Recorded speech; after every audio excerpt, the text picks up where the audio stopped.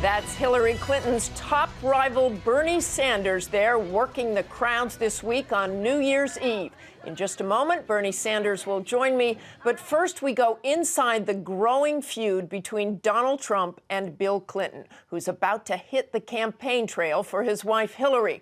As ABC News' Cecilia Vega reports, Trump's new attacks on his former friend Bill Clinton are dominating the Democratic race in the new year.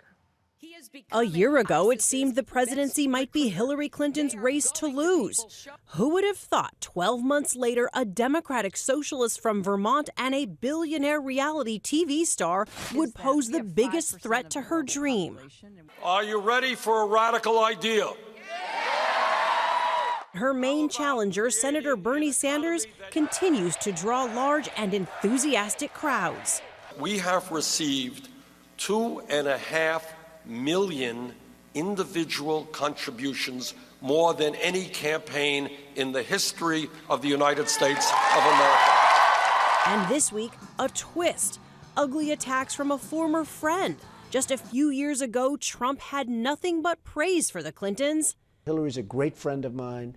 Her husband is a great friend of mine. They're fantastic people. Now aiming his attacks not only at his potential rival, but taking shots at Hillary's husband as well. She wants to accuse me of things, and the husband's one of the great abusers of the world? Give me a break. Give me a break. Those attacks not stopping Clinton from bringing what she calls her secret weapon to the campaign trail. Tomorrow, the former president heads to New Hampshire, a place where both Clintons have enjoyed political comebacks.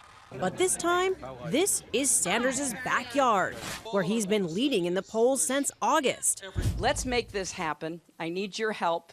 I need your support. For This Week, Cecilia Vega, ABC News, New York. Our thanks to Cecilia. Bernie Sanders is hard at work on the campaign trail this holiday weekend, and he joins me this morning from New Hampshire. Happy New Year, Senator Sanders. I want to say we noticed that today is the 25th anniversary of your first day in Congress, 25 years. What do you say to critics who say the country needs a president from outside Washington and not a career politician? Well, I think if you look at my record, I'm not exactly a career politician. Martha, during my tenure in the Congress, I have taken on virtually every powerful special interests, from Wall Street to the insurance companies to the pharmaceutical industry to the military industrial complex. What my campaign is about is standing up to the billionaire class today and making certain that we do not continue to see the decline of the American middle class, where people are working longer hours for low wages, and almost all new income and wealth is going to the top 1%. That is the issue that I find that the American people are most concerned about: the decline of the middle class, massive income and wealth inequality, and a corrupt campaign finance system. Well, let me take you back to 1990 on election night. This is what you said. We need a mass movement of tens of millions of people prepared to say that we want national health care, that we want the millionaires and multinational corporations who are not paying their fair share to pay their fair share. That sounds an awful lot like Bernie Sanders 2015, but you haven't really been able to create that mass movement. How can we imagine that you'll do it now? Well, Martha, we're doing pretty well. You know, I started this campaign at 3% of the polls. There was a poll that had me out recently at 39%. Come to my meetings. They're huge all over the United States of America. And what we are seeing is mass dissatisfaction on the part of the middle class. We are seeing people who are really upset that they can't afford to send their kids to college. They can't afford childcare. The rich are getting richer. Almost everybody else is getting poorer. And what people are saying is, you know, it's absurd. Let me turn to Iowa. Let me turn to Iowa, Yeah. Senator Sanders. This is what you recently said at a campaign stop. Let me tell you a secret. Don't tell anybody. I don't want to get Secretary Clinton nervous. I think we're going to win here in Iowa. I don't know how nervous Secretary Clinton is about that. She has consistently led in the polls in Iowa through the latter part of 2015. What can you possibly do to try to stop that momentum in just 4 weeks? Martha, you should have been with us in our last trips to Iowa. The turnouts that we're seeing in big towns and in small towns are extraordinary.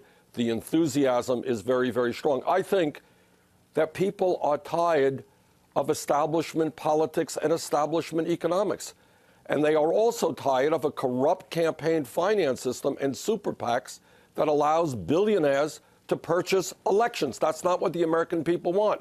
And one of the manifestations of that is the kind of incredible fundraising that we've been doing in terms of small individual donations. We have 2.5 million small individual contributions to our campaign. That is more than any campaign in the history of the United States of America. And I think that speaks to the enthusiasm and support that we're getting at the grassroots. Hillary Clinton has Bill Clinton joining her on the campaign trail there in New Hampshire this week. Donald Trump and Washington Post columnist Ruth Marcus think Bill Clinton's sexual history is fair game. Do you? No, I don't. I think, we have enormous problems facing this country, and I think we got more things to worry about than Bill Clinton's sexual life. I think, interestingly enough, maybe Donald Trump might want to focus attention on climate change and understand that climate change is not a hoax as he believes that it is, that maybe Donald Trump should understand that we should raise the minimum wage in this country, which he opposes, and maybe we should not be giving huge tax breaks to fellow billionaires like Donald Trump. So I think maybe you've had some very harsh words issues for Donald Trump recently, and you said you wanted to stay away from personal attacks in this campaign. Right. Some of the things you've said, like calling him a pathological liar, have been pretty personal. Yes. The truth is, I do not get engaged in personal attacks, but Trump really is over the edge. He has attacked me very ferociously. He's called me a liar, because I pointed out that nobody else has seen on television thousands of Muslims celebrating the destruction of the Twin Towers. Time after time, this guy just comes up with things off the top of his head that are lies. And somebody has got to say that he is a pathological liar. Senator Sanders, President Obama is reportedly considering executive action that would require unlicensed gun dealers to get licensed by the ATF and conduct background checks on potential buyers. Recent polling shows 3 in 4 Americans thinks it's important that there be bipartisan consensus before implementing gun control. Is an executive action that circumvents Congress the right way to do it? Well, I wish that we could get bipartisan action on gun safety legislation. I think the American people have been horrified by the mass shootings we've seen over the last couple of years.